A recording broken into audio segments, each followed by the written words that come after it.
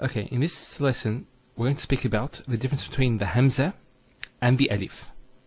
When we spoke about the alphabet, we spoke about the Alif. Now, there's another letter called the Hamza, which is actually, in most cases, associated with the Alif. And in fact, when the Hamza is associated with the Alif, it's no longer termed an Alif. It's called a Hamza. So let's talk about this in a bit more detail. So first of all, we'll talk about the Alif. So for example, the word jar.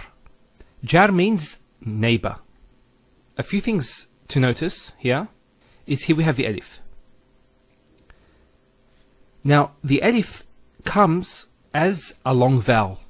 So if you remember in the lesson on the long vowels, when we have an fatha followed by an Alif, it's a sound. So we say jar.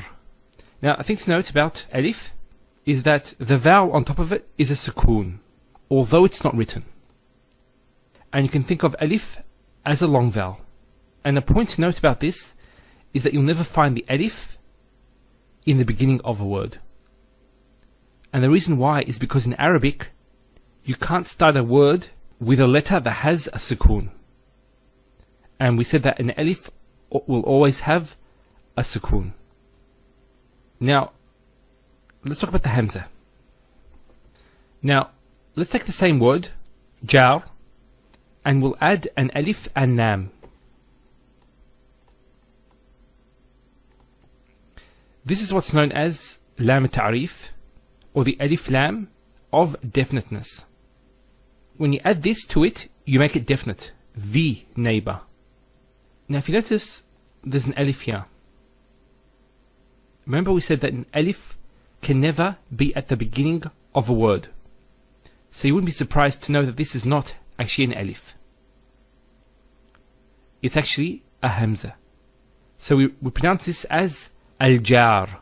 So notice the sound in the beginning, a. Al-Jar. That a sound, which in English is called a glottal stop, a, is actually the Hamza. It's not the Alif. So some other examples of this is we have here at, ut, it. So here a, u, I. Those three letters are actually a Hamza.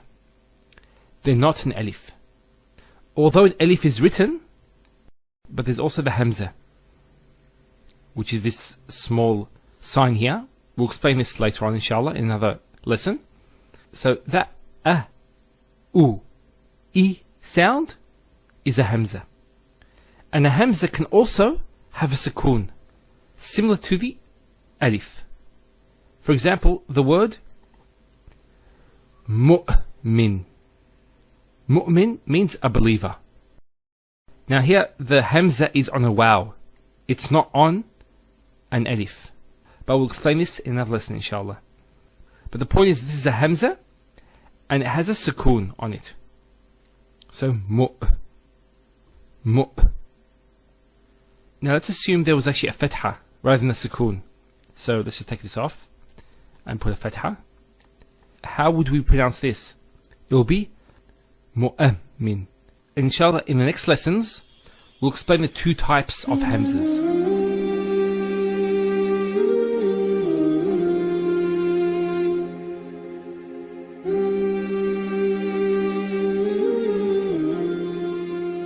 Okay, now, so inshallah we're going to speak about Hamzatul Qata', which translated means the dividing Hamza. Literally, Qata' means to cut. And we'll find out why it has this name, inshallah. Now, before we talk about it, what is its sign? Now, the sign that scholars have given this is if we take the ayn, the last letter of the word qata', and separate it. So we get the ayn on its own. And this top part here is actually Hamzatul Qata'. So It's this. Hamza al-Qata' can be written in 4 possible ways. In the 4 possible ways, there will always be this, the Hamza. But how it's written changes.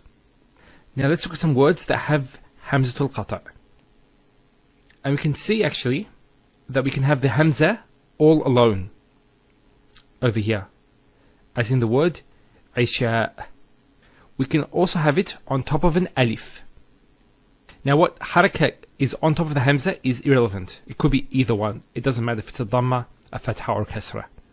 But for example, with the alif, if there was a dhamma, the Hamza would still be on top. So for example, like that. If, for example, it had a kasra with the alif, then you'd put the actual Hamza below it and then put the kasra there. And similarly with the waw and the ya. So we'll find out also that a Hamza can be together with a waw and a ya without the 2 dots. And if, for example, these actually have a dhamma or a fatha or even a sukoon, as in this case, the Hamza will be written on top of the waw and on top of the ya. However, in the case of the kasra, it will be written below. So we'll have the Hamza below with the kasras.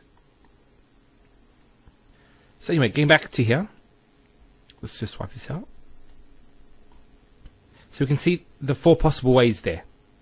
Being alone, with a alif, with a waw, and with a ya. Now, for example, now let's say we have the Hamza alone, we have the Hamza with an alif, the Hamza with a waw, and the Hamza with a ya. And let's give all these the same harakah. Let's say the dhamma.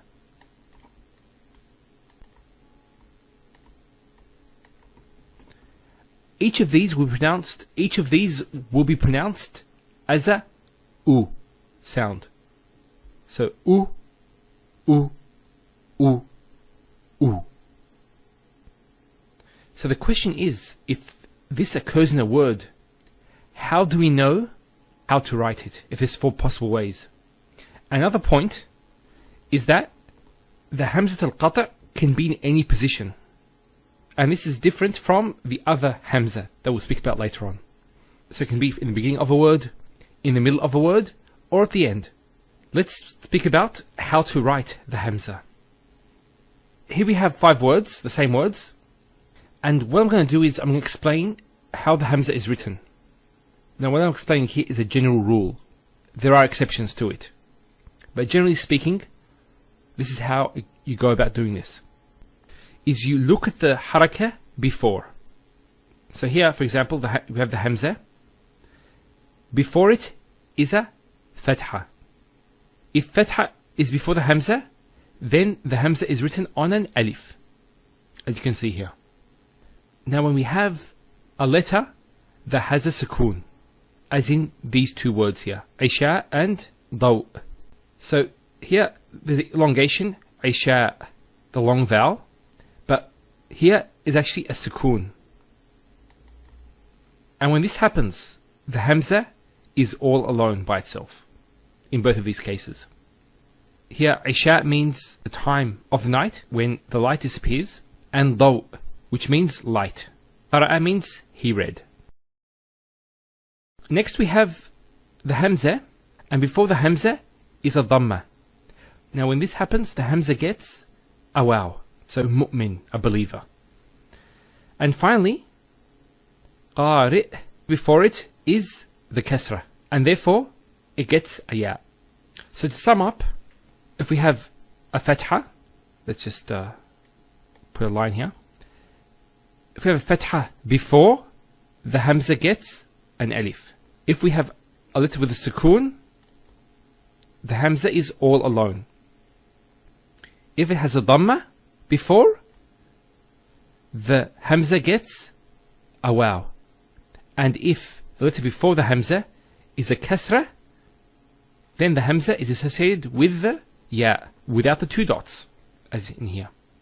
So here قارئ means one who recites, and قرأ means he read. Now the question, why do they call it the dividing Hamza or the cutting Hamza? Let's do an example of this. So here we have the sentence جاء محمد وأحمد, that Muhammad and Ahmed came. Now the reason why it's called the dividing Hamza is because it divides the word before it. So when they're pronounced as two separate words, wa and Ahmadu. This Hamza al-Qata' is always pronounced, regardless of its position in the sentence, as opposed to the other Hamza we'll speak about later, inshallah. So just finally, here we have the verb ja'a. So notice here, we have an elongation of the alif. Here is a sukoon actually. So when there's an elongation, there's a sukoon there. And because there's a sukoon before the Hamza is written all alone. So that's briefly about Hamza al-Qata'. And next lesson we'll speak about Hamza al-Wasl, inshallah.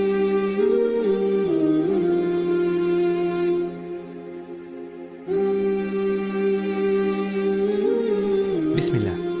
Now we're going to speak about the joining Hamza, which is known as Hamza al-Wasl. So, unlike the Hamza al-Qata', the Hamza al-Wasl can only be represented by the alif, along with the Hamza. Now the sign that scholars give of Hamza al-Wasl is this part of the word wasl. So for example, let's just write it here. Now some points about Hamza al-Wasl. Hamza al-Wasl can only exist on an alif. So you can't have Hamza al-Wasl alone without the alif, or with a waw, or with a ya. It's always the alif. And Hamza al-Wasl actually can sometimes be written just as an alif, without this sign. So it's assumed. And this is something that once you become accustomed to, you'll understand this is a Hamza al-Wasl. And sometimes they're also written with the harakah alone. For example, the dhamma, the fatha, or the kasra. Now, we have in front of Surah Fatiha. I'm just going to point out Hamza al-Wasl in it. There's a few of them. So, for example, here it says Al-Fatiha, and the first letter is actually Hamza al-Wasl. Bismillah. In Lafz al-Jalala, or the name Allah, it starts off with a Hamza al-Wasl. And the name Ar-Rahman, it starts off with Hamza al-Wasl. This is also Hamza al-Wasl. If you look at any section of the Quran, you'll find many Hamza al-Wasls. So for example, here as well, Al-Hamdu, Al. And here there's Ihdina. This is also Hamza al-Wasl. Notice it's always written on top. And this is part of the way that it's written. Although there's a kasra here, because we say Ihdina. It's not Ahdina or Uhdina. And this is something that you'll understand as you learn Tajweed as well as Arabic. So for example, this can be represented as the way it is there, with the sign of Hamza al-Wasl there, or it could be written all alone, or it could be written with a kasra. Either way is perfectly fine. The Mus'haf puts the sign there, and it assumes you already know that it's a kasra. Now a few things about Hamza al-Wasl as opposed to Hamza al-Qata'. Firstly, it only occurs in the beginning of a word, and you won't find any Hamza al-Wasl that occurs at the end or in the middle of a word. Secondly, it occurs in some words. When I mean some words, I'm talking about without the definite article al. This definite article, alif here, is not actually alif. It's a Hamza al-Wasl. So we'll just put the sign there. It doesn't have to be there, but just to, so you know. And that's to make a word definite. We'll speak about this definite article, the al, in another lesson, inshallah. But when I mean it occurs in some words without the definite article. Because when you put the definite article in any word, it'll start off with Hamza al-Wasl. Now, some of the words that have Hamza al-Wasl, the common words, are, for example, ibn,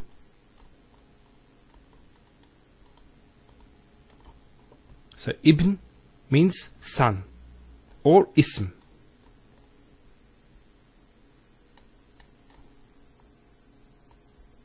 And the words, for example, imra'a, woman. Now the question is, why do they call it Hamzatul Wasl, the joining Hamza?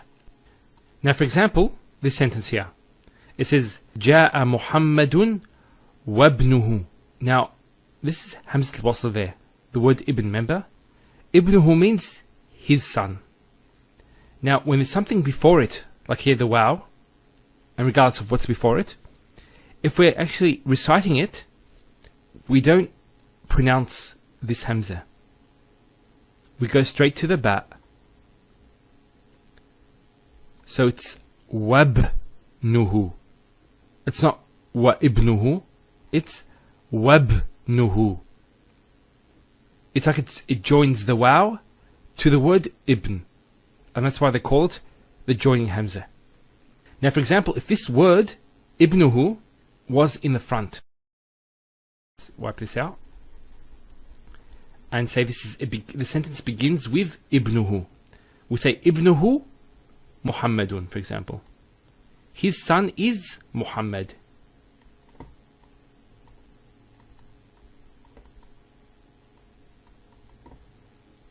Notice here it's in the beginning of the sentence, so we pronounce it ibnuhu Muhammadun. If say we put a waw there, wabnuhu Muhammadun. Finally, we have the greatest name, Allah. This word also starts off with a Hamzatul Wasl. So for example, if we put the waw in front of it, and we say Wallahi. This waw here is actually known as waw al-qasm, the waw of swearing an oath.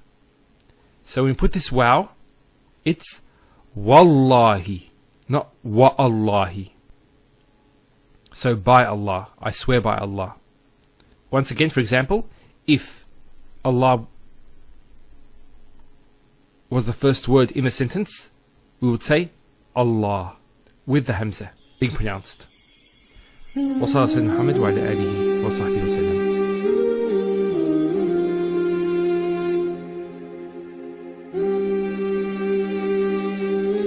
So in this lesson, we're going to speak about the open and closed tat. So this is the open tat, and this is the closed tat. So it's quite obvious why they're called that, because of their shape. Now there are some differences. The first one is in which words they are found. So the open tat is used anywhere, meaning in any position of the word, and in any word. So either in the noun, or a verb, or a particle. So it's not restricted to any type of word in the Arabic language. While the tat marbota, the closed tat, only occurs at the end of a word, and only in nouns. So let's look at some examples of this, inshallah. So here we have the word bait, baytun, this is the Tanwin, and this is an open tat. We also have the word, for example,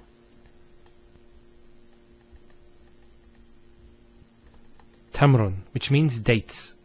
So notice here the open tat at the beginning of a word. We also have, for example, a verb here, mata, which means he died. And tat can also occur alone as a particle. And one of its usages is particle of swearing an oath. Now with the ta marbota, the closed tat, we have the following words. So you notice here the ta marbota at the end of the word. And notice one thing about the ta marbota. The way it's written is exactly the same as a ha. So if you remember, the ha can be written in two ways. At the end, if for example it doesn't join to the second last letter, it will be written on its own like this. Or if it's connected to the second last letter, it's written like this. Now the difference between the ha and the ta marbota is just the two dots at the top. So they're both ta marbotas now. Now the ha also has the medial form. If you remember the medial form, which is that Now we said that the ta marbuta can never be in the middle of a word. It's always at the end. So this, you won't find a ta marbuta like that. That doesn't occur. Here the word is Medina and Khadija. Notice one thing, I didn't mention the ta.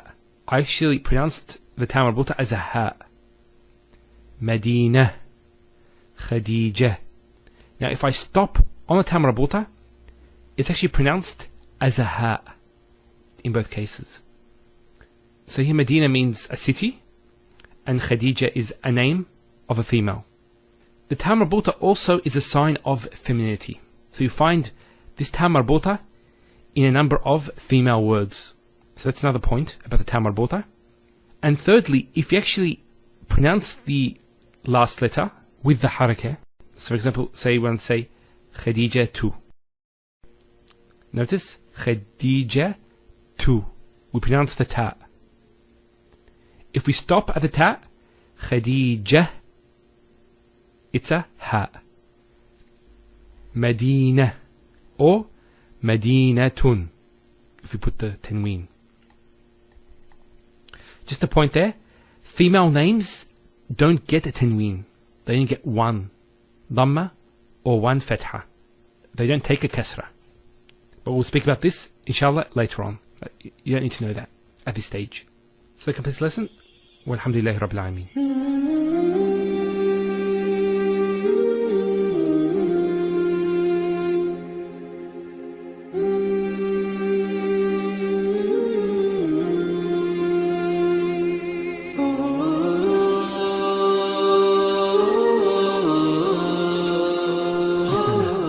Okay, in this lesson, we're going to speak about Tanween.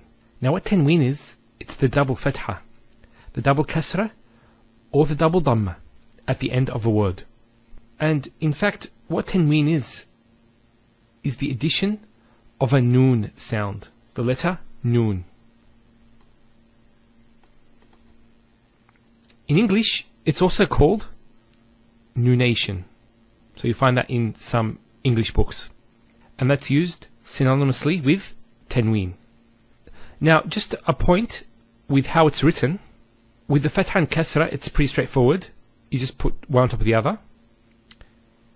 With the Dhamma, the two Dhammas, it could be written as this. So you have two Dhammas together. It could also be written as the following mark. You'll find this in some scripts. As well as you have one Dhamma and that. So that's another way that could be written. So all these represent two Dhammas together. Now, here we have the word qalam. Qalam means pen. Now, for example, if we put one Dhamma, it will be qalamu. If we put two Dhammas, it will be pronounced as qalamun. Qalamun. So notice the noon sound at the end. It's pronounced as the following. It's the Dhamma at the end, followed by, let's take this off, because we're going to put a noon at the end. A noon. With a sukoon. So qalamun. That's how it's pronounced, and this is how it's written. So you never write a Tanween like this. Now, what does Tanween indicate? The main thing it indicates is indefiniteness. So here, qalamun would be a pen. So here we have the word rajul, which means man. Now, if we want to say a man, we'd put Tanween. Either the two Dhammas, the two Fathas, or the two Kasras. So either rajulun, rajulan, or rajulin. They all indicate a man. So the main usage of Tanween is indefiniteness. So it's giving the sound of a noon with a sukoon at the end of the word. Now let's go through some words with Tanween. Okay, we have these four words. So the first one is sarirun. So you see the Tanween here. Next one is mawzatun. Third one, عجلة. And lastly, طائرة. So notice the sound at the end. And we can also put the two fathas and the two kasras also. So for example here, sarir could be, let's take this off, it could be sariran or saririn. Now one thing to note, with the two fathas, in most words you'd put an extra alif. So let's just write sarir out. It'll be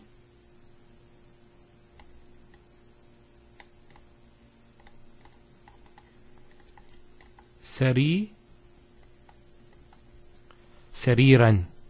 So this alif is put with the two fathas only.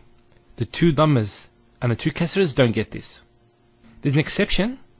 For example, the ta marbuta. See these three words, they all end in a ta marbuta, the closed ta. So this is a ta, but it's a closed ta, as opposed to the open ta. When a word ends with ta marbuta, even when it gets two fathas, it doesn't have an alif. So for example, ajalatun, let's write it, it'll be ajala 10. Mawzatun, if we want to make it two fathas, would be Mawza 10. Now, another point to note, most masculine proper nouns will have a tanween, yet they are still definite. So any proper name, for example, Muhammad, will be Muhammadun, Muhammadan, Muhammadin. So they have tanween, but they're definite. With all other nouns, the tanween will indicate indefiniteness. Finally, just the meanings of these words. So sarir with the tanween is a bed. So mawzatun is a banana. Ajalatun is a bicycle. And ta'iratun is a plane. That completes the lesson. Walhamdulillahi Rabbil Alameen. Okay, inshallah we're going to speak about definiteness. So we have in front of us the word bait, baytun. So you see the tanween, which indicates indefiniteness. So baytun is a house. Now to make something definite, what we do is we add an alif and lam in front of the word, as you can see there, and we take one of the dhammas away.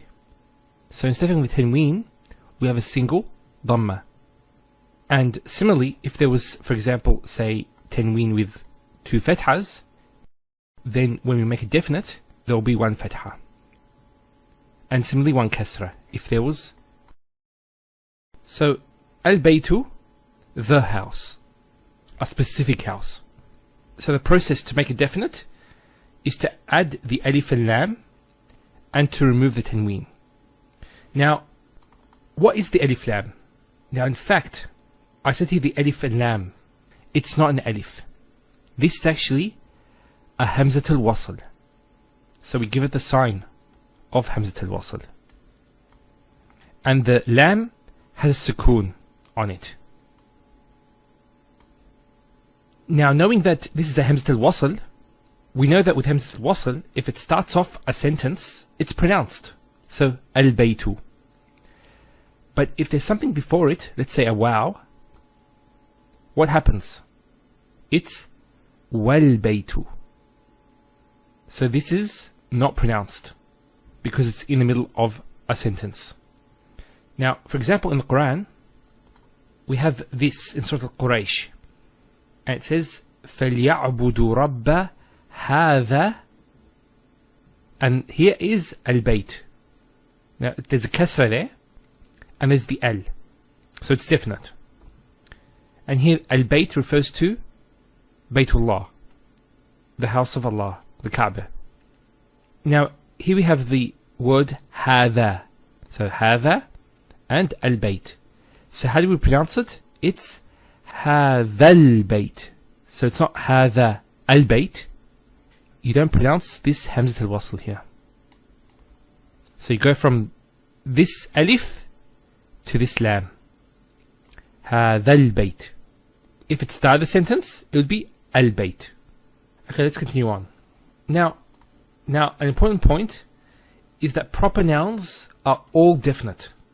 Proper nouns, as in names of people, of places, of countries, and so on. Now, in front of us we have 5 proper names. The first name we have is Muhammad. You notice at the end of it is the Tanween, Muhammadun. Even though it has a Tanween, it's still definite. And that's the same with, for example, Zayd. It's Zaydun. Tanween as well. They're both masculine names. So with proper nouns, a Tanween does not indicate indefiniteness. That's a rule there. Then we have the name Zainabu. Notice here, there's only one Dhamma. There's no Tanween. Now the question is, why doesn't it have Tanween? That's because feminine names actually don't take a Tanween. They only have one Dhamma. And similarly with the name Mecca, the holy city of Mecca, it's actually a feminine name. And it only takes one Dhamma. Now the point is with feminine proper nouns, so it should be feminine proper nouns, they don't accept Tanween. With rare exceptions. So there are exceptions to these rules, and we're just learning the basic rule. And all the exceptions will be taught later on as you progress in your studies, inshallah. And finally we have Al-Iraq. Notice a few things. There's the Al here. And there's the Dhamma. Now there are a few things to note about this. So Al-Iraq is the country, Iraq. And that's how it's written in Arabic, Al-Iraq. This Al, Alif Lam, is not a lam of definiteness. Because as we said, proper nouns are always definite. So it's not definite by the fact that it has this Al. It's already definite. It's the name of a country. So this Al is actually part of this word. You won't find the name Iraq. It's always accompanied with this Al. And some proper nouns actually have this Al joined to it. For example, we have the name Al-Abbas. Not Abbas, Al-Abbas, which is a masculine name. This is an extra Al, which occurs in some proper nouns. And it's not the Al that to make a word definite like Al-Bayt. Now, just finally, I want to mention this point, is with the Al of definiteness, that the Hamza al-Wasl is always pronounced with a Fatha. Not a Kasra and not a Dhamma. So it's always A, Al-Bayt, Al-Qamar, and so on. It's never Ul, it's never Il. It's always Al. And like this lesson, walhamdulillahi rabbil alamin.